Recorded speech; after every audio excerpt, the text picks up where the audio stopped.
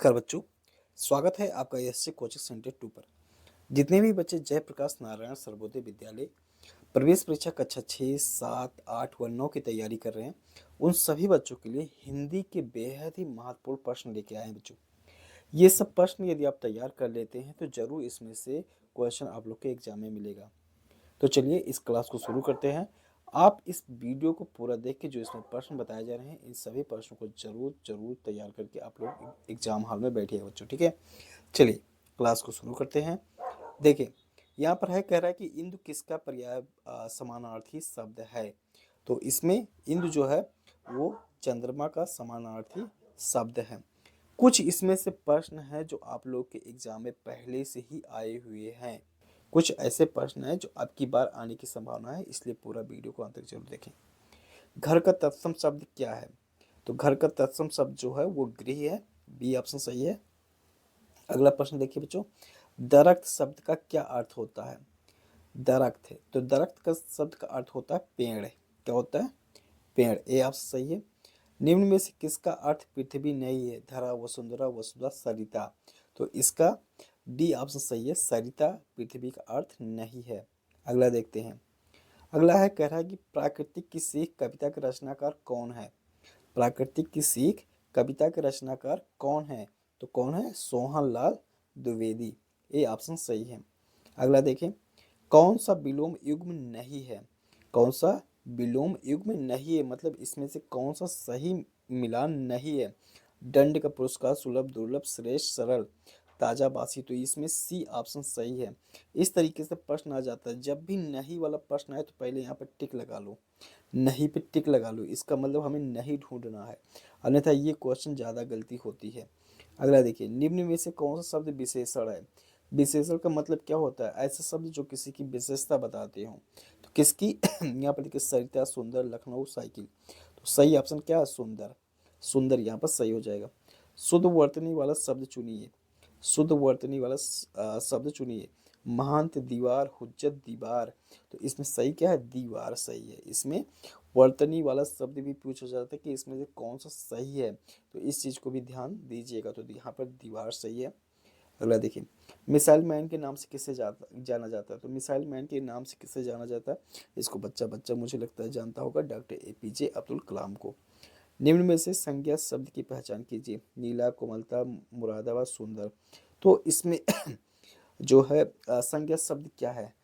मुरादाबाद जो है वो संज्ञा शब्द है, इसमें ये सही हो जाएगा। जय जवान जय किसान का नारा किसने दिया था? तो किसने दिया था? लाल बहादुर शास्त्री ने जय जवान जय किसान का नारा दिया था, ये सही हो जाएगा। डॉक्टर एपीजे अब्दुल कलाम का जन्म किस राज्य में हुआ था? तो इनका जन्म जो हुआ था वो हुआ था तमिलनाडु में। तमिलनाडु में डॉक्टर एपीजे अब्दुल कलाम का जन्म हुआ था। अगला देखते हैं, साहस से युक्त व्यक्ति के लिए एक शब्द। साहस से युक्त व्यक्ति, तो इनके लिए एक शब्द क्या कह सकते हैं? साहसी। क्या कह सकते हैं? कि साहसी, ये बहुत साहसी है। तो इसमें डी ऑप्शन सही है। यथेष्ट शब्द का सही अर्थ क्या होगा? भरपूर, अनावश्यक, अप्रिय, अनुकूल। यथेष्ट, तो इसका क्या हो जाएगा? एथेस्ट।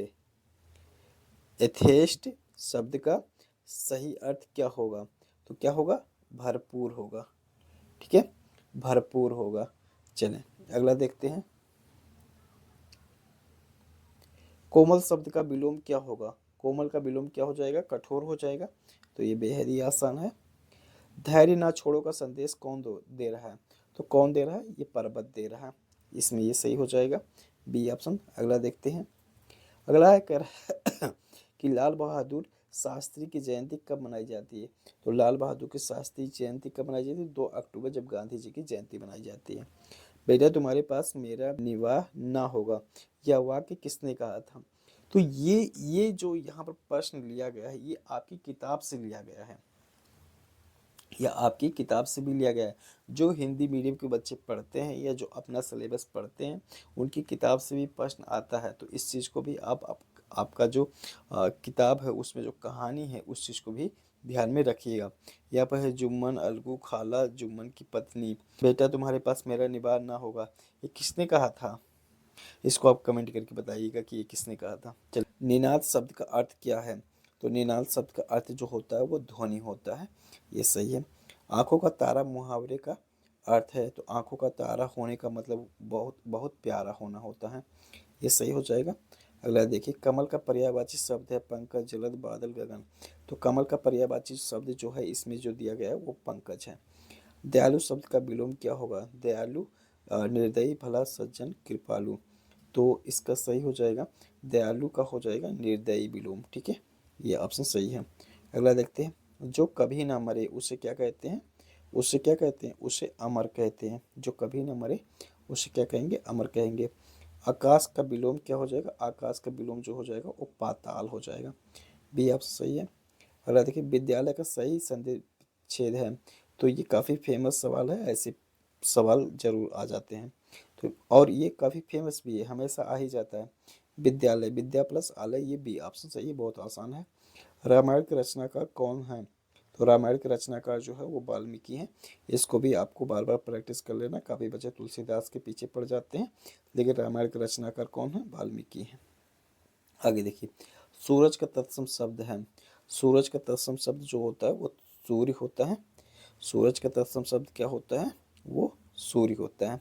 आगे देखिए, घोड़े की आवाज़ को क्या कहते हैं? तो घोड़े की आवाज़ को क्या कहते हैं? हिन हिनाना कहते हैं, ये सही हो जाएगा। अगला प्रश्न देखिए, स्त्री का पर्यायवाची शब्द कौन सा नहीं है? जब भी नहीं आएगा तो तुरंत ही इसी पे टिक लगा लेना कि नहीं पूछ रहा है, तो इसमें क्या हो जाएगा? पुरुष हो जाएगा, ये सही है। अगर देखिए, हाथ बटाना मुहावरे का अर्थ है मदद करना, चोरी करना, लड़ाई करना, हाथ धोना। तो मतलब हो जाता है मदद करना। हाथ बटाने का मतलब होता है मदद करना। आगे देखिए, ये मुख्य कितने भेद हैं? उस संज्ञा के मुख्य 3 भेद हैं इसमें, ये सही है। हिंदी वर्णमाला में स्वरों की संख्या कितनी है? तो ये 11 है, ये ऑप्शन सही है। आगे देखिए, भाषा की सबसे छोटी इकाई क्या है? भाषा की सबसे छोटी इकाई जो है वो वर्ण है, बी ऑप्शन सही है। भारत की राजभाषा क्या है? भारत की राजभाषा हिंदी है। तो इस तरीके से बच्चों, जब अब आप इसको बार बार देके प्रैक्टिस किए रहेंगे तो ये सब क्वेश्चन आपको भी आसान लगने लगेगा। उज्ज्वल शब्द का शुद्धतम रूप है, तो इसमें शुद्धतम रूप है, तो ये जो दिया है वही सही है, उज्ज्वल। पाठशाला किस प्रकार का शब्द है? पाठशाला जो है वो यौगिक है। आगे देखते हैं, सरस्वती का पर्यायवाची शब्द क्या है? सरस्वती, लक्ष्मी, शारदा, दुर्गा, पार्वती। तो क्या हो जाएगा? सरस्वती का पर्यायवाची शारदा हो जाएगा, ये सही है। सरस्वती का पर्यायवाची शब्द है, तो इसमें क्या हो जाएगा? शारदा सही है। असाधारण असाधारण का सही अर्थ है मामूली, विशेष, गलत, कठिन। तो असाधारण शब्द का सही अर्थ जो होता है वो विशेष होता है, ये सही है। अगला देखते हैं बच्चों। अगला है, कह रहा है कि 1 और 1 11 होना। तो ये अक्सर बोला जाता है, तो इसका मतलब होता है कि एकता में शक्ति। 1 और 1 11 होना का मतलब क्या होता है? एकता में शक्ति। सूर्योदय का विलोम होगा। सूर्योदय का जो विलोम होगा, विलोम शब्द क्या हो जाएगा? सूर्यास्त होगा। हम इसमें जो प्रश्न लिए हैं बच्चों, अगर इतने ही प्रश्नों को आप तैयार करके जाते हैं तो भी इसमें से कुछ ना कुछ क्वेश्चन आपके एग्जाम में ज़रूर फंसेगा। जो बहुत बोलता हो उसे क्या कहते हैं? उसे बाचाल कहते हैं। पेड़ से पत्ता गिरा में कौन सा कारक है? तो इसमें क्या है? अपादान है, ये है। आगे देखिए, अमीरी का विलोम शब्द क्या हो जाएगा? सीधा सीधा हो जाएगा, गरीबी। भारत का राष्ट्रीय फूल क्या है? भारत का राष्ट्रीय फूल कमल है, इसको बच्चे बच्चे जानते होंगे।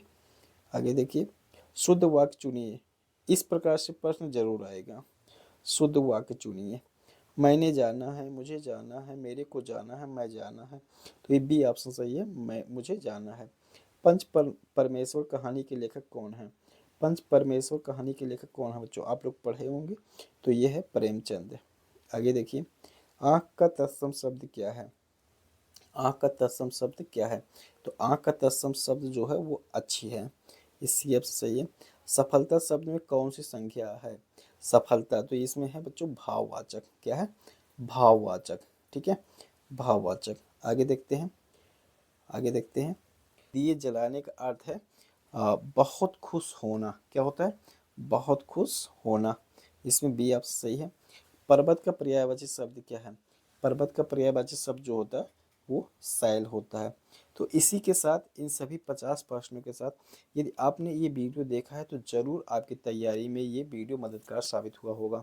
तो यदि ये वीडियो आपकी तैयारी में मददगार साबित हुआ तो वीडियो पे यदि नए हैं तो वीडियो को लाइक कर दीजिए, अभी तक नहीं किए हैं तो अभी लाइक कर दीजिए, और नए हैं तो चैनल को सब्सक्राइब कर लीजिए, क्योंकि इस चैनल पे इस एग्ज़ाम से संबंधित हर एक छोटे बड़े क्वेश्चन, इंपॉर्टेंट क्वेश्चन, महत्वपूर्ण क्वेश्चन जो आपके एग्जाम में सीधे सीधे मिलेंगे, ऐसे सभी क्वेश्चनों को कराया जाएगा। तो चैनल पर नए हैं तो जरूर सब्सक्राइब करें। धन्यवाद।